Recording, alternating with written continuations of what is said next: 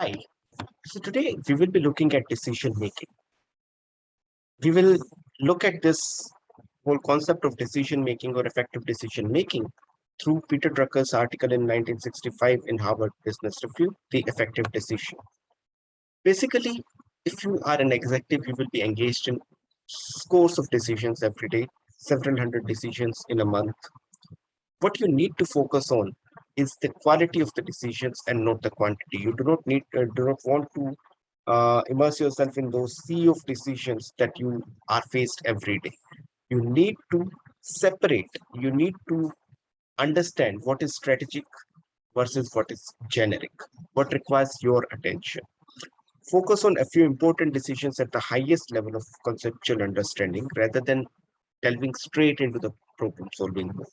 That is not required, or that is not the quality of an effective decision maker. You would look for impact, not for the techniques. You would not want to sound clever, or want to be seen as clever decision maker. You want to uh, be sound in your analysis. You want to follow a systematic process of decision making to avoid any kind of haphazard decisions or ad hoc decision making, which you will realize throughout your life that they are not really effective or good. Now, there are certain steps involved in decision-making process, which Peter Drucker identifies. These are 6 steps. So first, you classify the problem, you define the problem, you define the boundary conditions for the solution. What does your decision need to satisfy, the conditions that your decision needs to satisfy? What is the right decision to make? Do not focus on the compromises right now. What are the action steps involved that is built into the decision, that does not come after the decision, it is built right into the decision. And finally, you need to monitor and evaluate to see whether the decision that you have taken is effective or not, or it is working as expected or not. Now we will delve into the each of these steps one by one. The first step is classification of a problem. Now, how do you classify a problem? There could be two basic kinds of problems. The problem could be generic, which you have seen before, which are common to your industry or to your area of practice, or there could be unique or exceptional problems that you are facing. Now, Drucker argues that this classification actually is not sufficient. You need to classify this further into two kinds of, into four total categories. The first being, there are truly generic events. These are like very, very common occurrences. The second is the events may be unique to you or to your institution, to your organization, but they may be generic within industry. Say you are a startup. Now, someone came to, some investors came, or some bigger company came and said that we want to acquire you. Now, this decision will be once in lifetime for you if you go ahead with the merger or go ahead with the acquisition decision. It is unique to you. It is a new situation for your organization, but mergers or acquisitions happen all the time in the industry. So problems that are unique to individual institutions but are generic within the industry. I'll talk about the third part in detail separately. That's why I've highlighted. So truly exceptional events where it is like extremely low probability, say 1 in a million kind of probability. And then you could have a first manifestation of a new generic problem, which basically means that you are seeing the problem for the first time. But if you actually dive deeper and look closely, you will see that this is a problem which is going to recur again and again in future. Say things like climate change and the events that are happening because of the rising temperatures. So although we are seeing the impact for the first time now, but we will see these things happening in future again and again, and hence it will become a generic problem very soon. So these are four type of occurrences. How do you handle that? Why is this classification necessary? Because there are two different ways to handle these. One, if there are, remember the last slide where truly exceptional events are highlighted separately. Truly exceptional events need to be treated individually, and you need to manage as the situation emerges. You you cannot have a set formula for that because these programs are exceptional, they are rare. But for all other three categories, uh, whatever it may be, they require actually a generic solution. They require a rule, a policy, or a principle that you need to identify and apply that. Once the right principles have been developed, all the manifestations of same generic situation can be handled pragmatically. That is, uh, you simply adapt to the rule by concentrating on whatever are the circumstances of the case. Truly unique events, you cannot have such a generic policy or rule because they are rare. By definition, they are rare. Okay. The next step is the first is classification of the problem. The second is definition of the problem. Once you have clearly classified the problem, you need to define the problem. Now, is problem definition actually difficult? Once you have classified the problem, you basically understand what kind of an event it is. It is actually easy. The danger is not in definition. Definitions are easy, we do it all the time. The dangers involved are two. One, it is an incomplete definition. You have defined the problem, but you have not defined it completely. And second, if the classification itself was wrong in the first step, then definition is going to be wrong. The definition is not going to suit the situation thoroughly.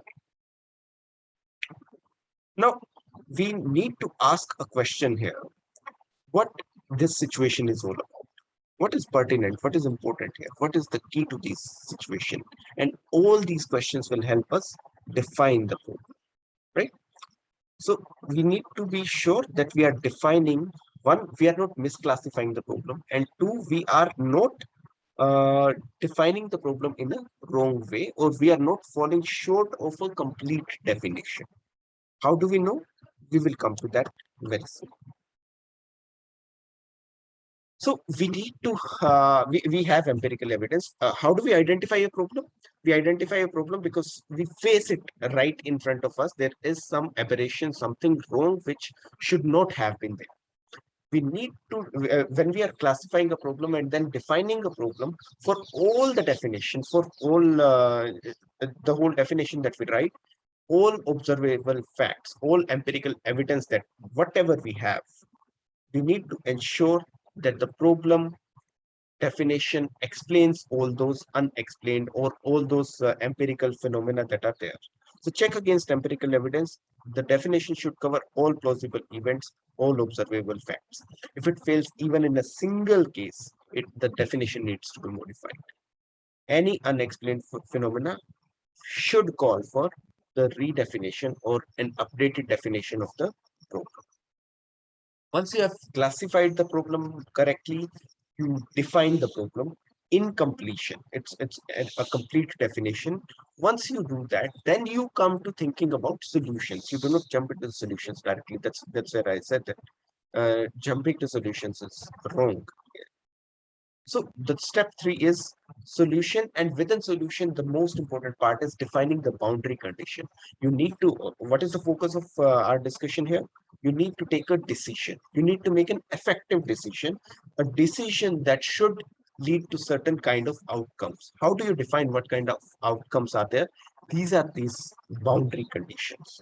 So you need to have clear specification of what your decision needs to accomplish.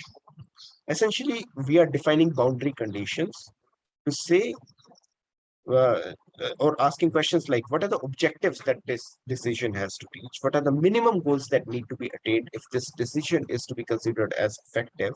Or what are the conditions we need to satisfy for effective outcomes? A decision that does not satisfy the boundary conditions is actually the worse than the decisions that wrongly define the problem. It is almost impossible, Drucker says, it is almost impossible to salvage a decision that starts with the right premises but stops short of the right conclusions. How will you know whether something is not working?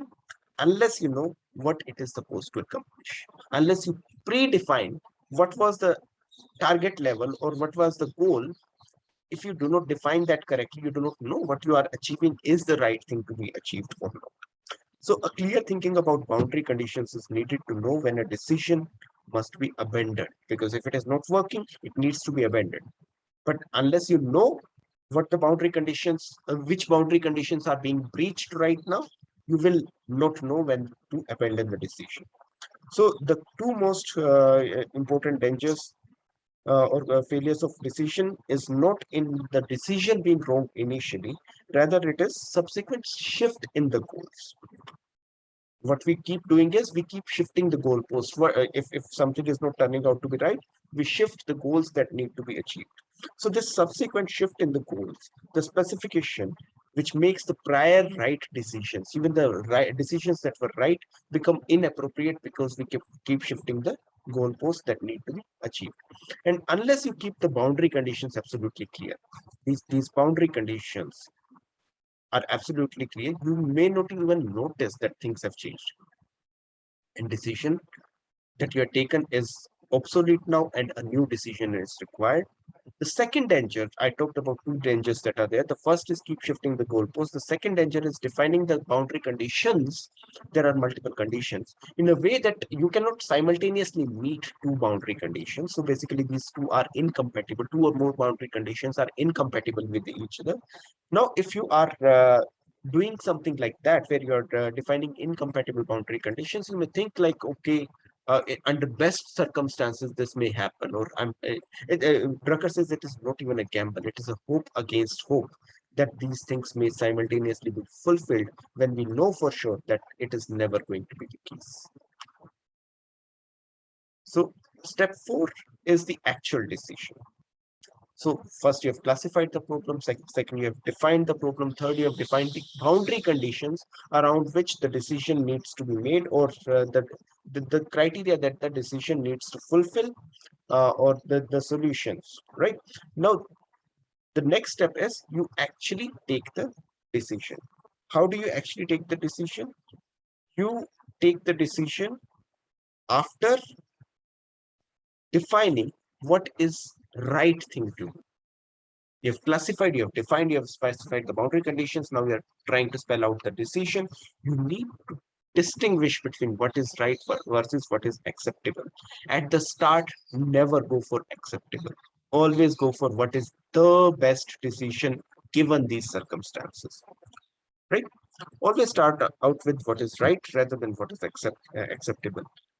You can be 100% sure that in most cases in life, you will require compromises. But if you do not know uh, what exactly will satisfy the boundary conditions, or which is the ideal case, you cannot distinguish between the right kind of compromises and the wrong kind of compromises. So compromises need to be made, but we should make right kind of compromises. How do we make right kind of compromises? By first knowing what is the right decision to make to satisfy the boundary conditions that have been defined. Now here, I would say that